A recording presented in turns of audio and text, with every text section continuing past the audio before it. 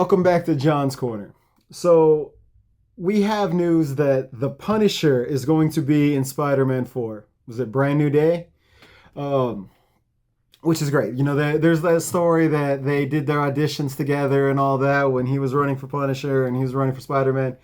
Also, if you know anything about the comics, Punisher's first appearance was in Amazing Spider-Man. So it's cool that we're gonna get them interacting, and it's further connection between the Netflix shows and the MCU at large. I mean, Daredevil was in the third Spider-Man movie, right? So it only makes sense to continue those ties. Maybe if this continues, like if that goes good, maybe we'll get to see Spider-Man up against Kingpin. That would be cool. Like I would like that. Um, I'm enjoying this. Like this is exciting news. Everyone keeps shitting on the MCU, but I think the MCU is doing great. Like I think there's a lot of cool stuff. I'm excited that Ironheart's coming out. By the time this comes out, it would have already aired. I'm recording this the day it drops, which I'm so excited for that. It looks so good. And Punisher. Although, before we get to the Spider-Man show, we clearly need to get season 2 of Daredevil, right? Like, that has to happen because the way that season ends, you can't have Punisher showing up in Spider-Man the way that season ends. There has to be a little bit of a connective tissue there, right? Right. I'm sure Marvel's thought this out. I'm sure we'll get season 2 of Daredevil before Spider-Man, but I'm excited, man. It's a good time to be a nerd. I mean, next month we have Fantastic Four and Superman.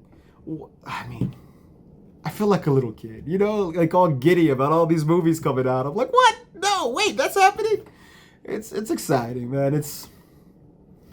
There's still joy to be found in this world if you just avoid everything else that's happening. Let's just say it's been the longest 5 months. They've announced the ending of Strange New Worlds. So season 3 is about to air, I think, next month or August, I think.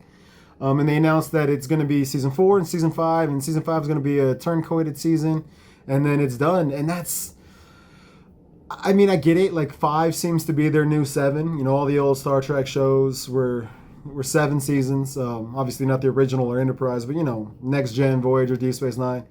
So 5 seems to be where they're going. You have Discovery and Lower Decks both ending at 5. Picard was a contractual thing. I think Patrick Stewart only wanted to do 3, so you can't really count that. And for whatever reason, Prodigy, I guess, got canceled, which is a shame. That show was brilliant. It was so much fun. Although the ending felt like it could be an ending. So, I mean, the ending of both seasons felt like they could be endings. So if they want to continue it, they can. If they don't have to. And it tied in so nicely with, what was it, Children of Mars, that Star Trek short. That, I mean, if their story ends there, you're not going to be like, oh my God, I wonder what happened to those guys.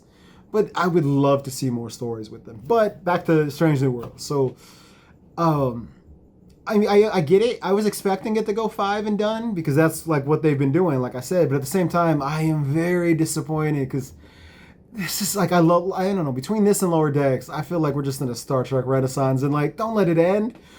You have to have something else come in. You can't let Star Trek go dormant again, right? Like, come on, like, come up with something new. I really love Strange New World. It's seeing all of the original characters younger and following Pike. It's just such a fun series, and it's doing like episode of the week stuff again, which is fun. Lower Decks did it. Discovery was very plot heavy, which was fine. I love Discovery. I don't have a problem with Discovery. The first season I didn't care for too much, but beyond that, I love Discovery, and I still want them to fix the Klingon thing. I hope they do at some point in Strange New World. Just kind of like how Enterprise fixed it. If Strange New Worlds could fix it again, that would be swell, just so that it all fits. And in my estimation, if they fix that, it would make Discovery Season 1 infinitely more better, infinitely more enjoyable. It just would. I hate glaring continuity issues, and the way the Klingons look has never sat right with me. Beyond that, I think Discovery's a great show. Season 2, I think, is one of the best seasons of Star Trek ever. Season was brilliant, which is why I'm glad we got Strange New World. There's rumor and speculation that when Strange New Worlds ends, they're going to go back and remake the original series or make new episodes of the original crew. I think that's a mistake. Don't do that. When Strange New Worlds ends, let it end. We don't need another show with Kirk and all them. We have the original. And then we also have the Abramverse. Make another movie in that universe.